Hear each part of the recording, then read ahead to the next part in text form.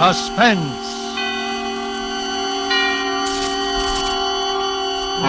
Tonight, Sell Me Your Life, starring Lee Bowman.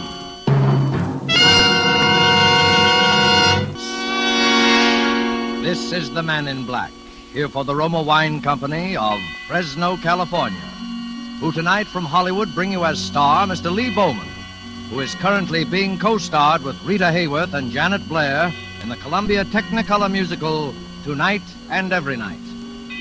He appears this evening as a rather embittered young man whose life really began in spite of himself at the very moment when he had planned to take leave of it. And so with Sell Me Your Life, and with the performance of Lee Bowman as Joe Bland, we again hope to keep you in suspense.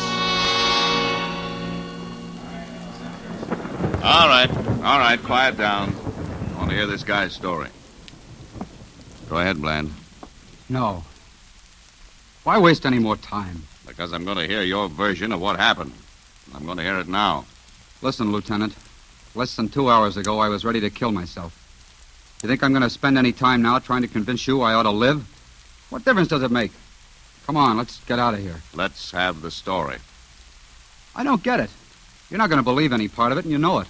So far as you're concerned, I'm already in the chair. We'll see. Go on with the story. Do you believe that tonight I was standing on top of the railing of the Grand Street Bridge ready to jump? Do you? No. No, of course you don't. All right, keep going. Hear it all. Well, that's where I was. And that's what I was about to do. Do you know how it feels, Lieutenant? Standing there, then all of a sudden making your decision. I didn't worry too much about being seen. It was too late at night, and the mist was too heavy. I looked down at the black water. Then I closed my eyes. I caught my breath. And then the headlights hit me.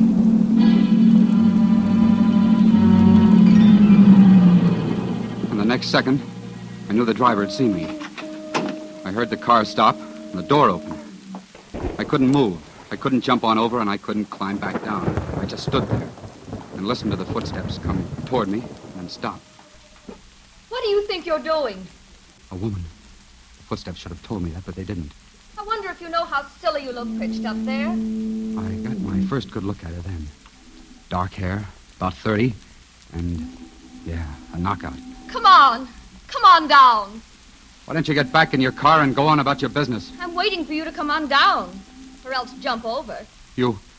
That's right. A gesture as big as that deserves an audience. I'll see that you have one. Well, I'm waiting. That's more like it. Okay.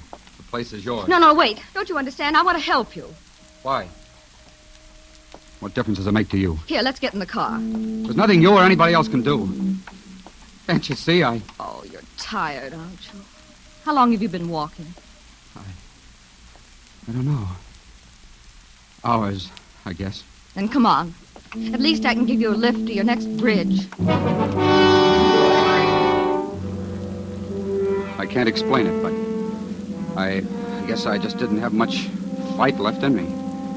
Because there I was, driving on off the bridge. And all of a sudden, I found myself spilling the whole thing. I told her how a certain pal of mine juggled the company books, my books as well as his, about how he could never admit I was innocent because he dropped over dead this morning, about how the auditors would be through by tomorrow and I'd be up for embezzlement. Yeah, I can see by your face. You think that old corny story, but it's true. Well, I told her about it, about how that would put me away for good because it would make my third conviction.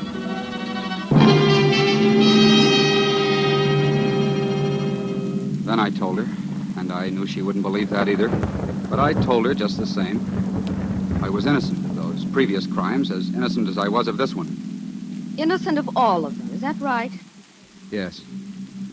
Well, why don't you let me out here? Thanks very much for everything. Wait. That money they think you took.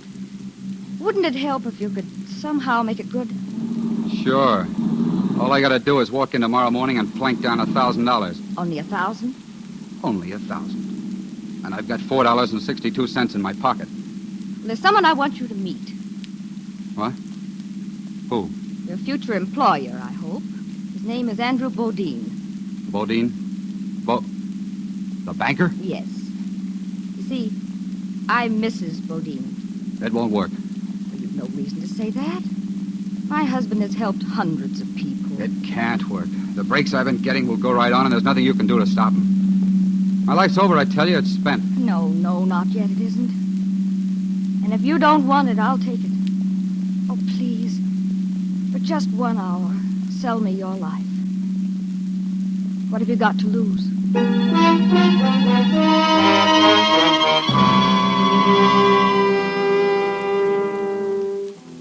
She took me into the Bodine place, and we came straight to the library here. That's where Mr. Bodine would be, she said. But then, when she opened the door, I saw a young-looking guy. He was over there, working at the desk. Oh, I'm sorry, Mr. Faraday. It was just that I expected my husband. Oh, another one of those conferences, I'm afraid. He was called away only a few moments ago. Oh, that's unfortunate. Oh, this is Mr. Faraday, my husband's secretary. I don't know you. Well, thank you. I don't believe I heard your name, Mr. If you don't mind, Mr. Faraday, I wonder if you'd excuse us. Why, certainly. My work's pretty well cleared up anyway. Good night, Mrs. Bodine. Good night. See, the fact that my husband isn't here right now isn't really going to matter too much. I'm appealing to you for help. Appealing to me for help? Yes. During the time you've been under sentence, you've naturally had considerable contact with, well, criminals. I want you to identify just such a person. I guess I don't get what you... My husband's life is in danger. I'm sure of it. In danger? But from what? No, I shan't tell you whom I suspect. I want you to find that out. I want you to give me proof. Most important, I want you to give my husband protection. How? By watching him, by observing everyone who comes in contact with him, whether casually or regularly. Oh, yes, would you just step over there to the desk? No, behind it. Now, that first drawer on the left. This one? Yes, that's it. Open it. Why, it's filled full of bills, $100 bills. Mm-hmm. My husband calls it his trust fund. It's always there to help those he feels deserve help. Count off 10 of them. Please, go on. Why, I can't do that. Oh, it isn't charity. In your case, it's salary. And it will settle up that difficulty at your office, now won't it? If it doesn't, we can always add to it. But you don't know anything about me. You don't even know I what was coming to that. You'll probably start work for us tomorrow, and... Oh, yes, here's a pad. If you'll just jot down where we can reach you. Do you mind? No, of course not. It's the Rex Hotel. They've got a payphone in the lobby. I put the number down there. Good. That should do it. Well, you're forgetting something, aren't you? Forgetting something? My name. I put it down, too. It's Bland. Joe Bland. Well, I'm happy to know you, Joe. Haven't you forgotten something? Me? No, what? $1,000.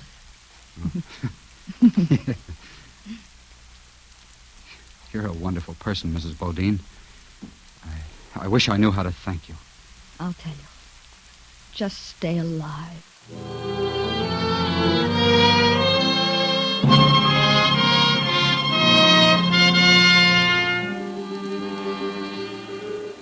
I took the slow way home tonight because, well, whether you believe it or not, Vance, there was a lot of thinking I wanted to do. Mostly about that woman I'd met. And while I was climbing upstairs to my room, I realized what she'd really done. All because of her, I'd sort of been born again. I let myself into my room and switched on the overhead light. All right, Joe. Just put your hands up. There you were, Vance, sitting in a chair across the room. I'd never seen you before. That's it. Now just keep 'em up. I'm Vance, police headquarters. Now stand still while I check you over. The office. I didn't think they'd get to that till tomorrow. That's so. Mm-hmm. Here we are. $1,000. Serial number G6. Yeah, that's it. All right, where's the rest? The rest? Well, that's all there Get is. it, huh? That's what I thought. Took you long enough to get here.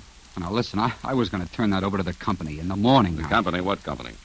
Why, my company. I don't know what you're talking about. Just tell me where you put the gun. The gun? You hid that too, huh? Wait a minute. I never had any gun.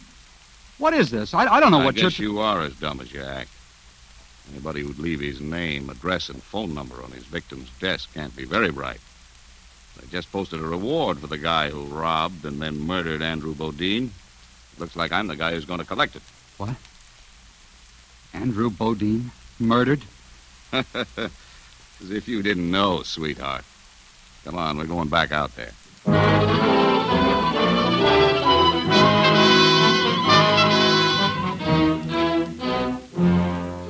Tonight for Suspense, Roma Wines are bringing you as star Mr. Lee Bowman, whom you have heard in the first act of Sell Me Your Life by Emil C. Tepperman. Tonight's tale of Suspense.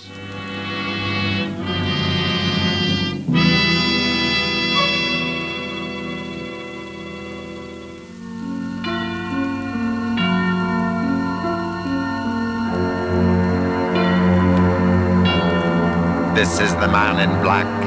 We'd like to thank you for tuning in to this episode of Suspense. Please hit the like, subscribe, and notification bell so that we can continue to keep you in suspense.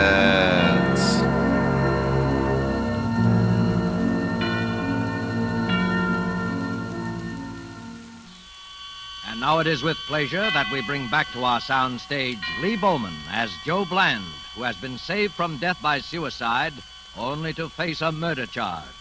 A situation well calculated to keep you in suspense.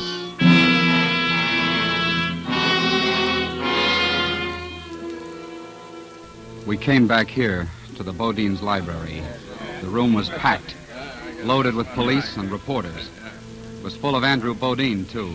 He was stretched out behind the desk, covered with a sheet. Hey, Bland, look over this way, right into the camera. That's it. About this guy's fingerprints, Lieutenant. We got him off his police record. Yeah? They matched the prints on the desk drawer, all right. Where the money was, I mean. I know. He admits taking the money, 1,000 of it.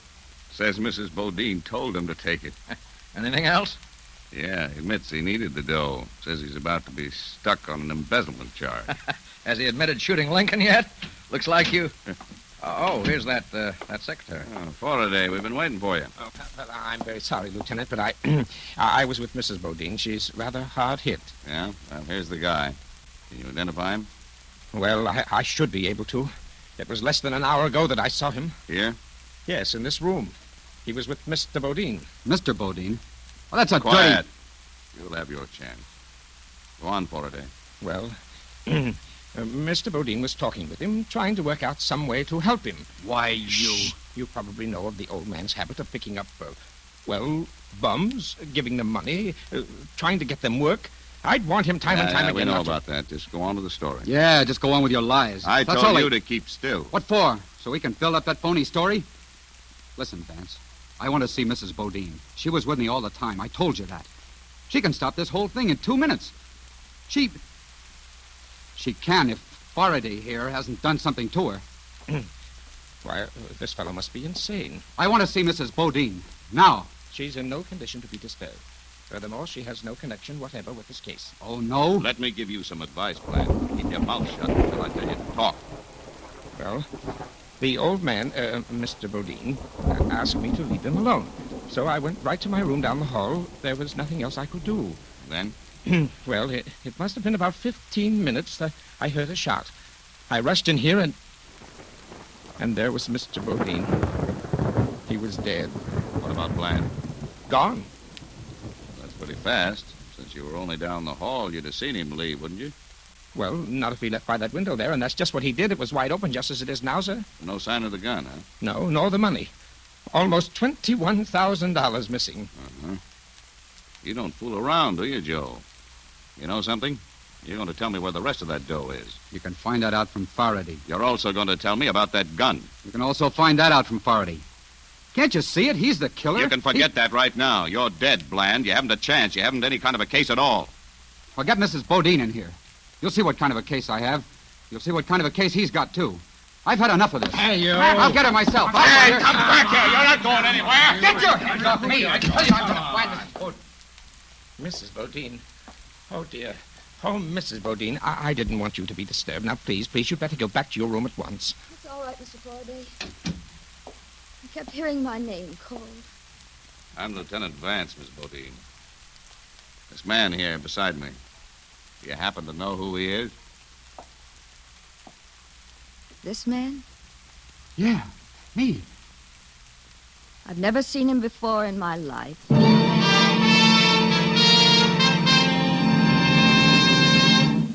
She'd never seen me before in her life. Well, that did it, Vance. After that, I was with you, sitting between you and your pal Tannen in a police car bound for headquarters. Not even hearing those stupid Car calls. on the 64, car radio. Raymond. Go to the corner of Hill and 20th at 229. That is all. Doing some thinking, are you, Bland? Well, I'm afraid it's a little too late. I was doing some thinking. I wasn't going to let it be too late. I couldn't let it be too late. How about it, kid? Anything you want to say? Yeah, I'd like a cigarette. Give him a cigarette, Tannen. Me, I gotta watch the road. Okay. But keep your eye on him, too.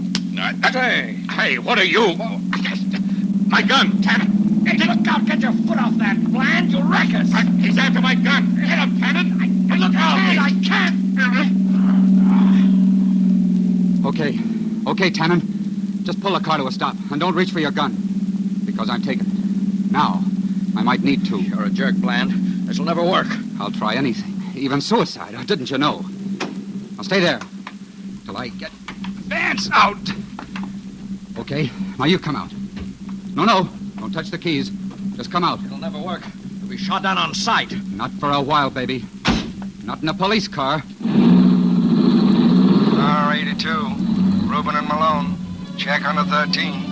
1000 Block Forest. That is all.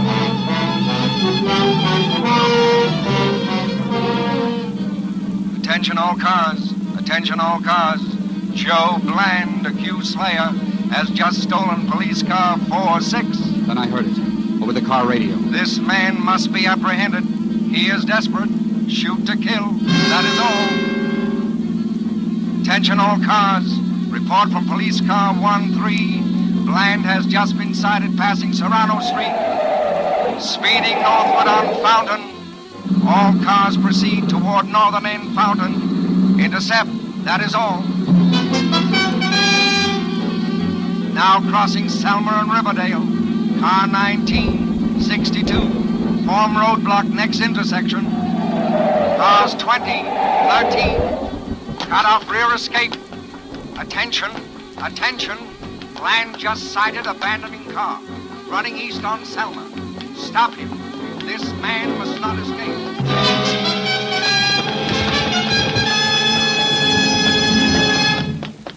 And somehow, some way, by running up alleys, by hitching rides, I got back to the Bodine place. The library window, the one they'd said I'd used to escape, was still open. I climbed into the room that way. My luck still held. Blonde complexion. Faraday was there, About 33. fiddling with papers at the desk, He is armed listening and to the desperate. radio. A report during the past 5 Okay, minutes states turn it that off. police have picked up Bland's trail and Oh, are closing in on you- him. I said turn it off. Yet all civilians are urged to be on the... Now, stay where you are. Why, you... I'll call the police. Put that down. You dial one number and I'll blow your head off. Well, it doesn't matter. You heard what they said.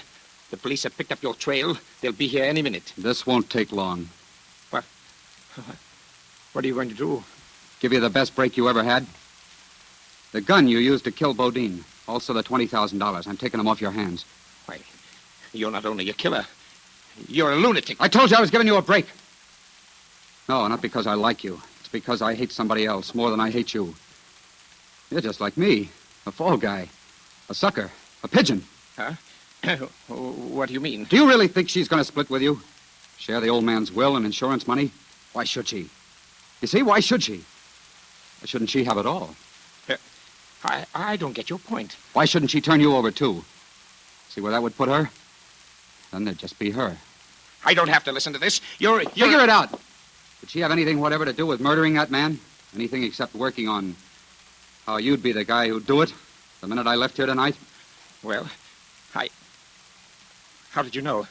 Did Lenore... Lenore, is it? Oh. Suppose you were nailed by the cops. Would Lenore be loyal to you? Is it in her to be loyal to anybody? If Lenore Bodine had a choice between being sole owner of $1 million and sticking her neck out with yours, what do you honestly think she'd do? All right. Where's the money? I don't know what to do. Where is it? Okay, there they are, the cops. Are they going to find that money on you or her? You've got less than a minute, Faraday. Oh. What's it going to be? Stop! Where are you going? To get the money. It's in my room. Just a minute. You're staying here, my friend. Lenore.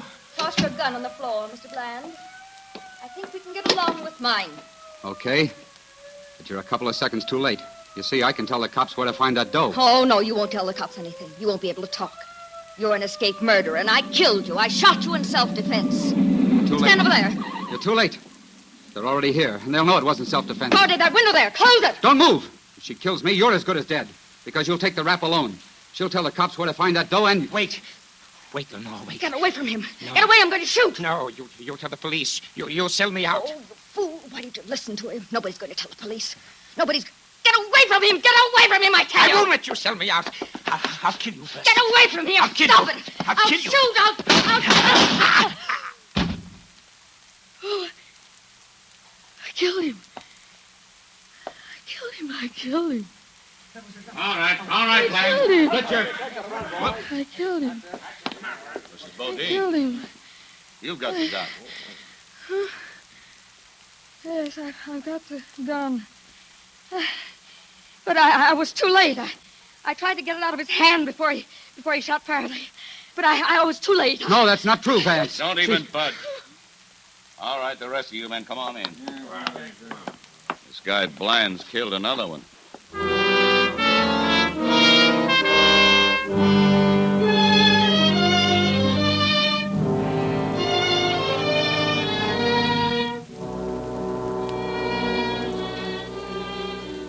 There you are, Vance.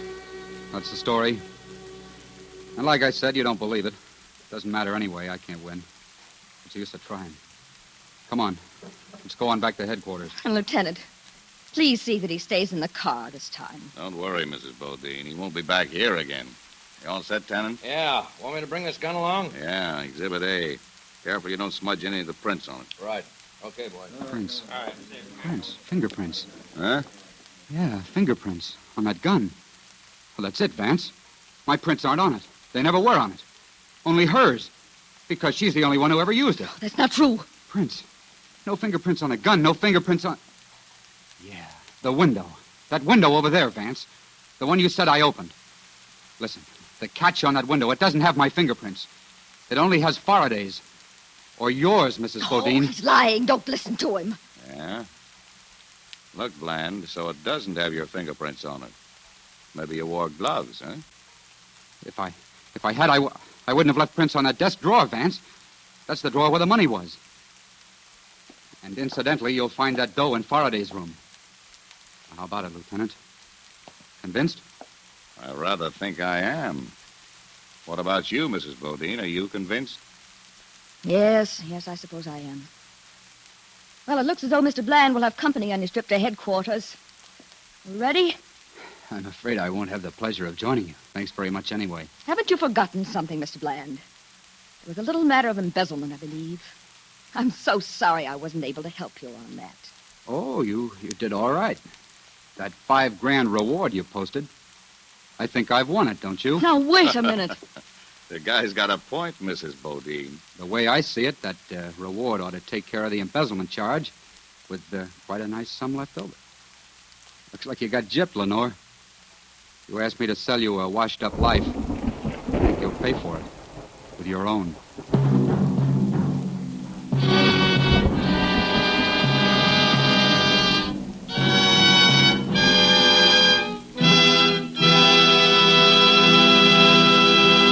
And so closes Sell Me Your Life, starring Lee Bowman. Tonight's study in Suspense. Suspense is produced, edited, and directed by William Spear. Next Thursday, same time, you will hear Mr. Thomas Mitchell as star of Suspense.